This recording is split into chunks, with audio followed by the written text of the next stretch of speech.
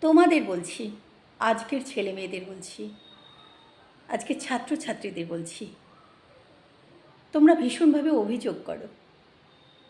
আগের দিনে কিন্তু এত অভিযোগ ছিল না। তারা জানতো আমরা লেখাপড়া করব, এবার আমাদের কিছু করে নিতে হবে। যারা লেখাপড়া করতো না তারাও ছোটো থেকে কাজে লিপ্ত হয়ে যেত। কখনো অভিযোগ তোলার মতো সময় তাদের থাকতো না। এখনকার প্রজন্ম অনেক বেশি পাচ্ছে, সেই জন্য মনে হয় অভিযোগের তীরটা আরও বেশি করে ছুটছে। তা তোমাদের বলি, অভিযোগ করো না। আমি এটা পেলাম না, এটা পেলে আমি আরও বেশি করতে পারতাম। আমার বাবা টাকা দিতে পারলো না, তাই আমি ব্যবসা করতে পারলাম না। আমাকে আরও বেশি উচ্চশিক্ষিত করতে হতো, তাহলে আমি এটা করতে পারতাম। কেন? তুমি কি করবে? সবই তোমার বাবা করে দেবেন, তুমি কিছু করবে না? তুমি কিছু করে দেখাও না। দেখো, তাতে খুব আনন্দ আছে।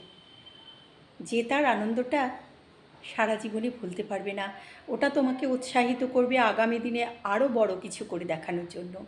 পরনির্ভর হয়েও না। একটা সময় আসে যখন তোমার নিজের কিছু করে দেখানোর মতো সময়। সেই সময়টা করে না দেখাতে পারলে তুমি কিন্তু আস্তে আস্তে ফলস হয়ে যাবে। সেটা ভেবে দেখো।